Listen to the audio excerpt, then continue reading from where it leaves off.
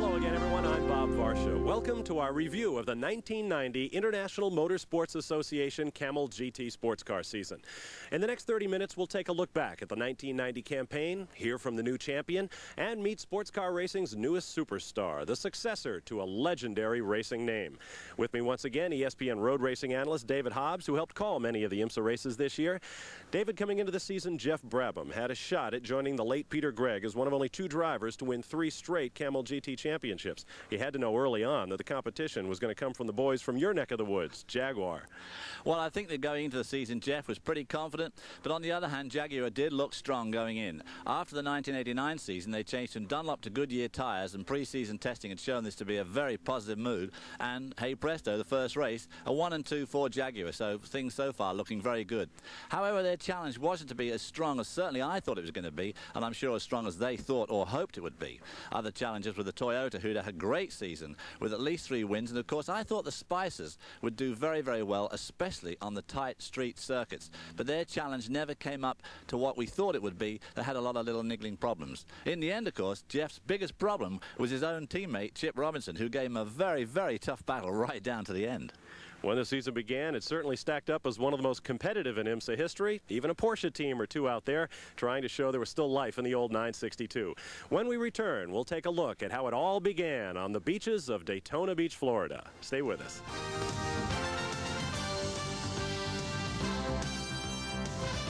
The IMSA Season in Review is brought to you by Quaker State. The Big Q is one tough motor oil. The first 7 races of the Camel GT Series in 1990 produced 4 victories for Nissan, 2 for Jaguar, and 1 for Toyota. Probably the most competitive early season we've seen in years. And it certainly ended with a bang, Bob. Jaguar and Toyota had a terrific duke out at Lime Rock. With the Toyota, unfortunately, things were really looking up for the teams, and Jaguar and Toyota looked very strong going into the second half, as Nissan had not had a good race at Lime Rock at all.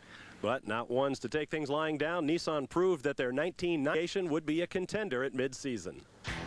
The 1990 Sunbank 24 Hours of Day marked the start of IMSA's 21st season. It also marked the beginning of what every team hoped would be a championship campaign. Tom Walkinshaw's 12-cylinder Castrol Jaguars dominated the race, never relinquishing the lead after the 15th hour and finishing a solid 1-2. Jaguar number 61, driven by American Davy Jones, Dutchman Jan Lammers, and Englishman Andy Wallace, averaged a record 112.857 miles per hour, as Jaguar became only the 2nd manufacturer after Porsche to have won more than one 24-hour race at Daytona. The sister Jag, number 60, driven by Price Cobb, John Nielsen, and Martin Brundle, finished 2nd, while 3rd place went to the pole-sitting Porsche of Bob Wallach, Dominic Dobson, and Cyril Vandermerwe. Daytona marked the 8th straight year that a Jaguar has won at least one Camel GT race. Jones, Lammers, and Wallace assumed the points lead as the series turned to street racing 3 weeks later in Miami. Seasoned veteran Bob Earl put his name into the IMSA record books while helping teammates Geoff Brabham and Chip Robinson defend their championship in the Nissan Grand Prix of Miami. Earl started the race in the number 84 Nissan. When gearbox problems befell the number 83 car that Brabham was supposed to drive, Earl pitted early and let Brabham take over on lap 24. Brabham then yielded to Robinson on lap 64, and he went on to take the checkered flag 1 lap ahead of Kevin Cogan and John Paul Jr. in a privateer Nissan. Earl became only the 2nd driver in history to post victories in the top 4 IMSA divisions: Camel GTP, Camel Lights, GTO, and GTU. Neither Jaguar finished the Miami race, yet Davy Jones held on to the series points lead with 26. The teams moved next to Sebring, Florida. No driver had ever won the Sunbank 24 Hours at Daytona, the 12 Hours of Sebring, and the 24 Hours of Le Mans in the same year. So Jaguar drivers Jones, Lammers, and Wallace had extra incentive during the 38th annual 12 Hours of Sebring. But on this day, the luck of the Irish was with Derek Daly and Bob Earl. The Nissan team had originally intended to retire one of their 2 entries early. But after the 83 car had to pit for a flat tire and the 84 machine lost a radiator, team leader Don Devendorf opted to keep both cars running as long as possible. Daly, who started in the 84 car, jumped out and got into Earl's Nissan, leaving Brabham and Robinson to carry on in the other machine. The Nissans cruised to finish 1-2, with Jones and Lammers coming home third for Jaguar. I mean, the look of the Irish has been hiding around the corner on me for a couple of years, so this is sweet. Daly's good luck continued in round 4 at Road Atlanta. There he teamed with Geoff Brabham to give the Nissan team its 3rd straight victory. Brabham and Daly finished more than 2 laps ahead of a Jaguar driven by Price Cobb and John Nielsen. It marked the 3rd straight year and 13th time in 26 Camel GT career starts that Nielsen had finished as runner-up. The Toyota Eagle of Drake Olson and Juan Fagio II finished a distant 3rd. Brabham assumed the points lead for the first time over Davy Jones with his victory. Most of the positions were gained in the pits. We certainly got by the Toyota in the pits. We'll get out right behind the Jaguars. So although the drivers do the work in the car, it's really down to so many other people who actually screw the cars together, get them in and get them out on the track. And they won this race more than us today.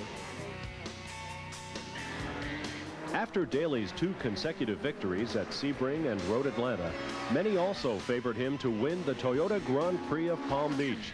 The Irishman got his hat trick as Daly and Brabham captured the top spot. Chip Robinson finished 2nd and moved into 2nd overall in the points chase, 25 behind teammate Brabham. For Jaguar, early championship promise seemed to be fading as Nielsen and Cobb 3rd. It was a tough race, but I think it was an exciting one, really, because we started out and we fell a little bit behind, but then I felt I could catch up again. So, you know, right when we made the pit stop, we were all running nose to tail again. So I felt we were a little bit slow on full tanks, but on empty tanks, we were the quickest car. Dan Gurney's All-American Racers Toyota team had certainly paid their dues over the last 2 seasons in IMSA Camel GT racing, all without a victory. But Heartland Park would change all of that as Juan Manuel Fagio II picked up Team Toyota's first ever victory, beating out the Nissan of Brabham and Robinson. For Toyota, it was a memorable weekend, Fangio taking the pole and leading each of the 75 laps around the 2.5-mile Kansas circuit. Fangio earned $90,000 for the victory, including a $60,000 Camel Pyramid bonus for being a first-time winner in 1990. I'm feeling great, especially because the team was working so hard to have everything working, and finally it was possible to get a winning, and I'm extremely happy for that, very happy. Memorial Day is always a big one for race fans in the Northeast, and Lime Rock Park in Connecticut always provides those fans with great racing. Geoff Brabham is the undisputed king of IMSA Camel GT sports car racing, especially after running at Indianapolis just the day before returning to Lime Rock. But Brabham's Nissan could not keep up with the pace set by eventual winners Price Cobb and John Nielsen. Their Jaguar 6-cylinder turbo finished a lap ahead of the field, giving the Jaguar team new hope of overhauling the Nissan juggernaut.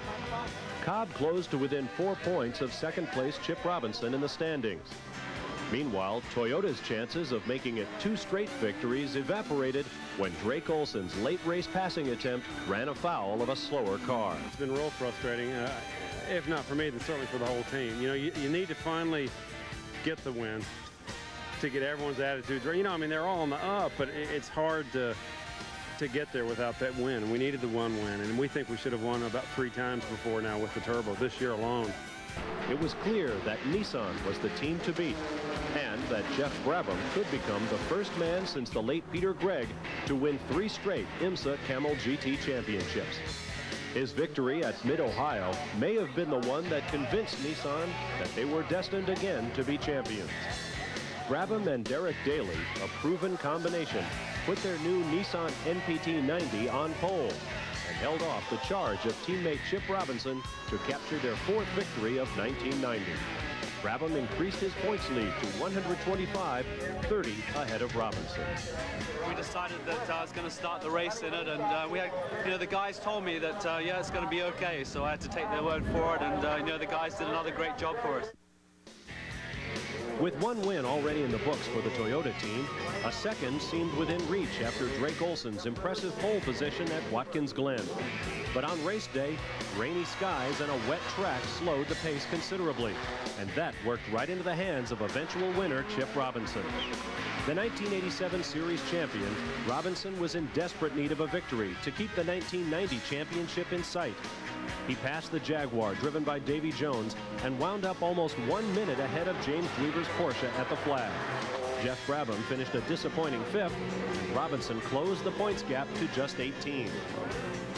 The 1990 IMSA Camel GT Series began its West Coast swing in Sonoma, California at Sears Point International Raceway. Series newcomer Perry McCarthy of England surprised with his first career series pole in the factory Chevy Spice.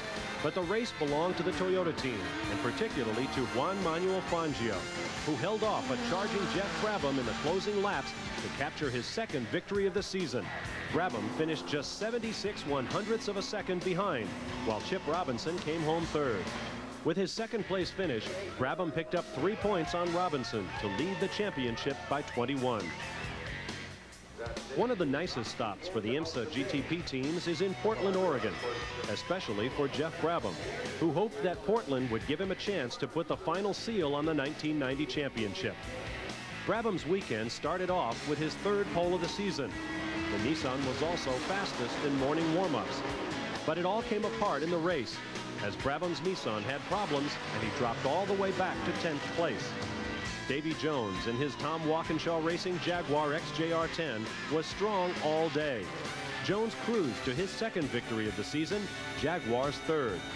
Drake Olson drove Toyota home in second, while Chip Robinson closed the points gap to just 11 with his 4th place finish. Road America in Elkhart Lake, Wisconsin, round 12 of the series, was another wet weekend. A planned 2-heat format was reduced to a single sprint race. Geoff Brabham put his Nissan on the pole for the second straight event and dominated from the very start.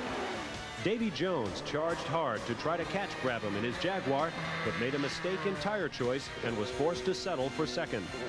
Meanwhile, Brabham's nearest title rival, teammate Chip Robinson, slid off the slippery track and stumbled to a 9th place finish. The victory allowed Brabham to open up a significant 29-point lead.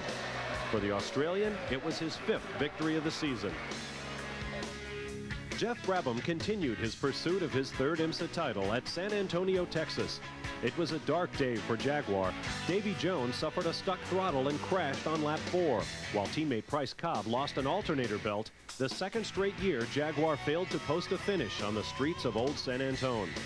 The race came under caution when Ruggero Melgrati crashed and caught fire. Thanks to a sturdy car and quick work by course marshals, the Italian emerged from the flames with only minor injuries. Back under green, Brabham's Nissan began to lose power, and he was overtaken for the lead by Englishman James Weaver.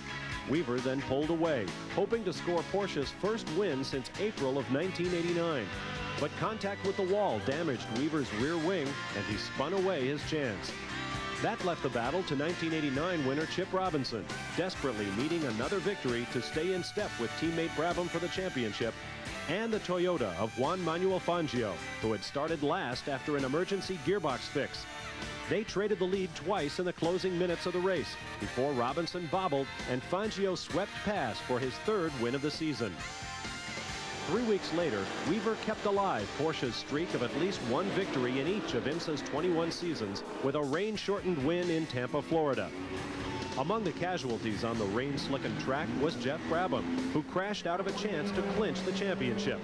Chip Robinson finished second, leaving teammates and title rivals Brabham and Robinson just 19 points apart with 1 race to go.